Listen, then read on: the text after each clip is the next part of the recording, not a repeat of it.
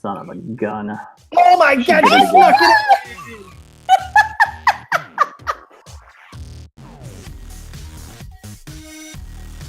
Hey everybody, it's 2018! And the last thing is for my boss to show up on the Twitter feed.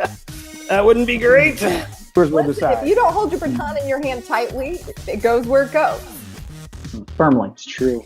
If you're a mom like me, my kids watch Logan Paul or watched. I don't think that they watch him anymore.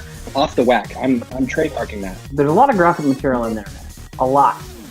The problem with this one is the tone at which it was presented. So they see and find the body, and then they turn the perspective of the camera around and they actually show the person's body. Is it possible that someone that experienced something really traumatic like that also would have inappropriate affect? Yes. Did they make a really poor decision in releasing that video? I would say so. So a lot of the strategies we've used to amplify messages about suicide, platforms aren't going to tolerate the same way, or they want it regulated differently. And then you had the huge shame backlash. A suicide changed YouTube, which is just mind-boggling. So bullshit, first of all. So Google now is just like a utility. People are dependent on it. It has all the properties of a monopoly. So when Google is banning stuff, it's not like you're walking to somebody's store and cussing and they have the right to get you out. And there's such a clear distinction between the way that Logan Paul handled suicide and the way that Boogie responded to it. And I think the key component here is lived experience. That Google's making the decision about what content is online or not online. I got major concerns about it. So we're more tolerant of racism than we are of a suicide forest video. That's really interesting, isn't it? That's a really interesting experience. What I'm saying is, I'm not finished, Doc Foreman. There's another thing. Hannah, finish. Hannah, finish. Hannah, finish. Hannah, finish. Hannah, finish. Hannah, finish.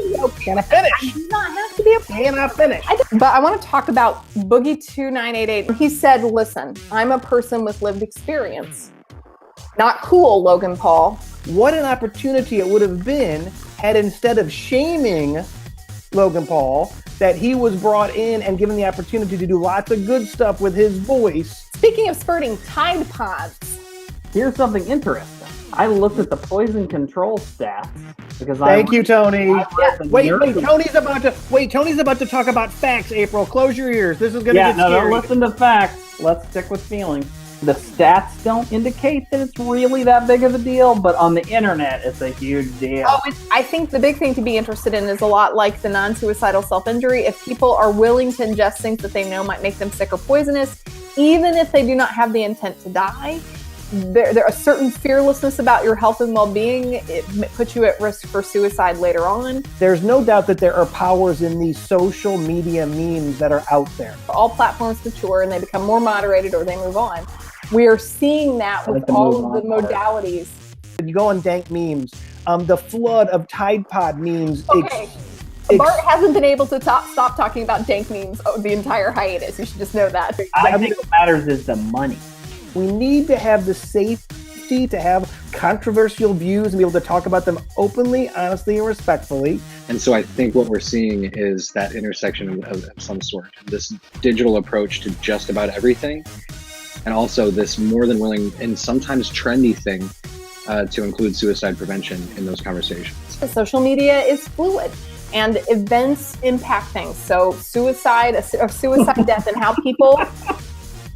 Social media is fluid and sometimes it gets on you. Is that good night, everybody?